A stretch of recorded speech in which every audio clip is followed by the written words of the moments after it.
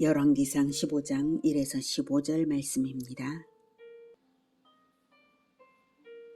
15장 느밧의 아들 여로보암 왕 18째 해에 아비암이 유다 왕이 되고 예루살렘에서 3년 동안 다스리니라. 그의 어머니의 이름은 마아가요 아비살롬의 딸이더라.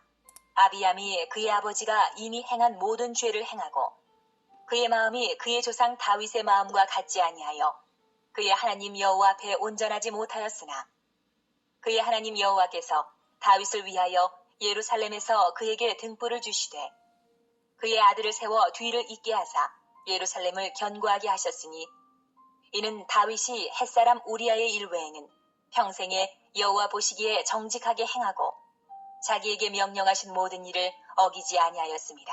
르호보암과 여로보암 사이에 사는 날 동안 전쟁이 있었더니 아비암과 여로보암 사이에도 전쟁이 있으니라. 아비암의 남은 사적과 그 행한 모든 일은 유다 왕 역대시략에 기록되지 아니하였느냐. 아비암이 그의 조상들과 함께 잔이 다윗성에 장사되고 그 아들 아사가 대신하여 왕이 되니라. 사랑하는 형제 여러분, 10월 22일 토요일 새벽 묵상에 오신 것을 환영합니다. 14장에서는 이스라엘이 남북으로 분단된 이후 첫 왕이 된 르호보암과 여로보암의 행적이 하나님 보시기에 사악했음을 보았습니다. 이어 본장은 그들의 뒤를 이어 남북 두 왕국의 왕위에 오른 2대 왕들의 행적을 소개하고 또 3대 왕들도 나오게 될 텐데요. 르호보암의 뒤를 이어 남유다의 제2대 왕위에 오른 자는 아비암인데요. 3년 통치, 그리고 하나님 앞에 온전치 못했음, 여로보암과의 전쟁이 계속됨, 이 세 가지만 기록되고 오히려 다윗의 신실함을 강조하고 있습니다. 그런데 역대하 13장을 보면 아비암이 40만 군대로 80만 북이스라엘 군대를 쳐부수었으며 여로보암의 범죄를 꾸짖었으며 하나님께 간구함으로 승리한 사실이 기록되어 있습니다. 이로 볼 때에 본서에 기록된 아비암의 범죄는 역대기에 기록된 초기 신앙을 버리고 북왕국과의 전쟁에서 승리한 후에 교만하여서 저지른 것으로 볼 수 있습니다. 이처럼 열왕기서의 저자가 아비암의 구체적인 행적을 과감하게 생략하고 도리어 다윗의 신실함을 첨가한 것은 하나님께서 계속되는 유다 왕들의 범죄에도 불구하고 유다의 다윗 왕가를 존속시킨 근본 이유가 바로 다윗 언약 때문이라는 것을 강조하고 있는 것입니다. 그것은 북왕국 200년 동안에 아홉 왕조가 등퇴장을 한 반면 남왕국 유다는 350년 동안에 다윗과의 단일 왕조로 지속된 사실로서 언약 중심으로 섭리하시는 하나님의 은혜 때문인 것이 입증이 됩니다. 3절엔 아비암이 그의 아버지가 이미 행한 모든 죄를 행하고 그의 마음이 그의 조상 다윗의 마음과 같지 아니하여 그의 하나님 여호와 앞에 온전하지 못하였으나 그의 하나님 여호와께서 다윗을 위하여 예루살렘에서 그에게 등불을 주시되 그의 아들을 세워 뒤를 잇게 하사 예루살렘을 견고하게 하셨으니, 이렇게 말하고 있죠. 다윗을 위하여 등불을 주셨다는 것은, 등불은 자손을 상징하는 말로 사용되는 일종의 이스라엘의 관용어입니다. 구약 이스라엘 사람들은 접시 같은 등잔대에 기름을 담아서 심지에 불을 붙여 집안을 비췄는데요. 불을 꺼뜨리면 켜는 일이 지금처럼 이제 켤 수 있는 게 아니잖아요. 그래서 쉬운 일이 아니에요. 그 당시는. 그래서 보통은 밤새 등불을 켜둡니다. 그러면 심지가 타들어가서 밤중에 두어 번은 일어나서 심지를 관리해줘야 하는데요. 자손이 끊어진 집은 밤에 등불을 꺼트리기가 일수이고 또 집에 등불이 꺼지면 그 집은 사람이 죽었거나 아니면 집이 극히 가난하거나 둘 중 하나일 것으로 여겨지는 것이죠. 그래서 다윗을 위하여 등불을 주셨다는 뜻은 대가 끊기지 않게 하셨다라는 뜻입니다. 한편 6, 7절에 르호보암과 여로보암 사이에 사는 날 동안 전쟁이 있었더니 아비암과 여로보암 사이에도 전쟁이 있으니라. 이 부분은 분단되었으니 그저 그러려니 하고 넘어갈 부분은 아닌 점이 있습니다.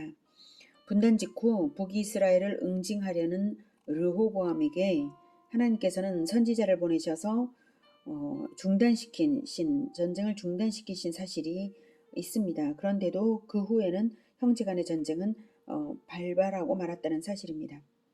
열왕기상 12장 22에서 24절을 보면 하나님의 사람 스마야가 이제 르호보암 왕과 남유다 사람들에게 말을 전하죠. 말씀을 전하죠. 솔로몬의 아들 유다 왕 르호보암과 유다와 베냐민 온 족속과 또 그 남은 백성에게 말하여 이르기를 여호와의 말씀이 너희는 올라가지 말라. 즉 여로보암과 전쟁하지 말라 이겁니다. 올라가지 말라. 너희 형제 이스라엘 자손과 싸우지 말고 각기 집으로 돌아가라. 이 일이 나로 말미암아 난 것이라 하셨다 하라 하신지라. 그들이 여호와의 말씀을 듣고 그 말씀을 따라 돌아갔더라. 이렇게 동족상잔의 전쟁을 금하시는 하나님의 뜻이 분명한데도 불구하고 동족상잔은 결국 벌어졌고요. 일단 한 번 벌어진 동족상잔은 한 번으로 끝나지를 않고 대를 잇게 되기까지 가는 것입니다. 하나님께서 참으로 통탄하실 일이 아닐 수가 없고요. 또한 동족상잔으로서 서로가 서로에 의해 하나님의 징계를 당하는 것이라 할 수 있겠습니다. 9절 이스라엘의 여로보암 왕 제20년에 아사가 유다 왕이 되어 예루살렘에서 41년 동안 다스리니라. 그의 어머니의 이름은 마아가라 아비살롬의 딸이더라.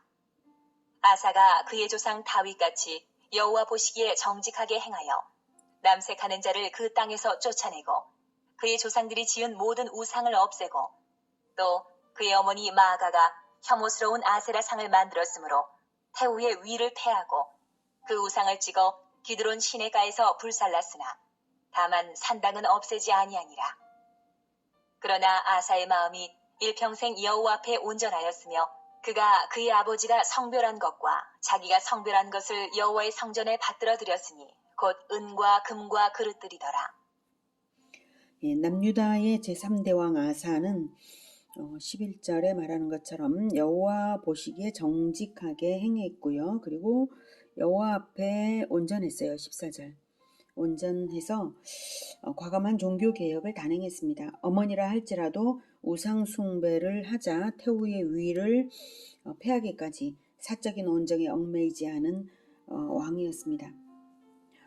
10절에 그의 어머니 이름은 마아가라 아비살롬의 딸이더라고 하는데 할머니죠 사실은. 그런데 성경에는 이렇게 윗대를 할머니든 증조할머니든 어머니라고 표현하거나 또는 할아버지나 조상을 아버지라고 표현하는 그런 일들이 그렇게 합니다. 일반적으로. 그래서 여기서 할머니를 어머니라고 이제 하고 어머니에 대한 기록을 남기지 않았는데요. 그것은 어머니가 우상숭배로 인해 위가 폐해진 자였으므로 그렇고요. 또한 어린 나이에 왕위에 오른 아사를 대신해서 할머니 마아가가 모친처럼 섭정을 했을 것이라고 추정되는 근거입니다.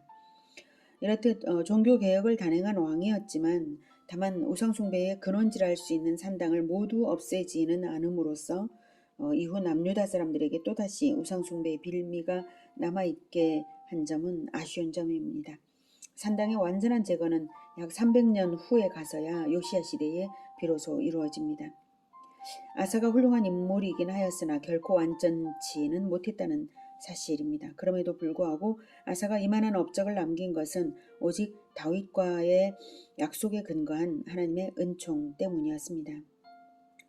오늘은 언약 때문에 다윗과의 등불을 주시는 하나님의 은혜로 남유다의 왕가가 이어지고 있다는 사실과 죄인된 인간의 변질됨이 대를 이어 계속 심화되므로 힘겹게 종교개혁을 단행해야만 회복이 되는데 그마저도 온전치는 못함을 보았습니다. 하나님께서 우리에게도 아직 등불을 주시는 이유가 무엇일까요? 우리 자신의 공로가 있어서일까요? 그러지 않습니다. 하나님께서는 언약 때문에 예수님께서 다시 오실 것, 그때까지 믿는 자들의 대가 이어져야 하므로 은혜를 주시는 것입니다. 그리고 한번 변질된 인간들은 계속해서 대를 이어 변질이 심화되어 갑니다. 우리가 결코 선조들에 미치지 못한 것 우리가 잘 알고 있지 않습니까?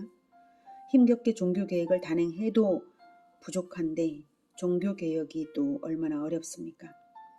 결코 온전치 못합니다.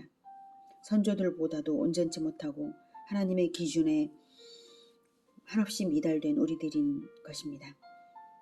우리가 원죄를 가진 즉 언제든지 변질되는 길로 갈 수밖에 없는 원죄를 가진 죄인됨을 깊이 인식하고 한번 변질되는 길로 들어서면 개혁도 쉽지 않음을 또한 알아서 처음부터 끝까지 하나님 앞에 일생 온전함을 지키는 진정한 지혜자들이 되기를 기원합니다. 기도하겠습니다.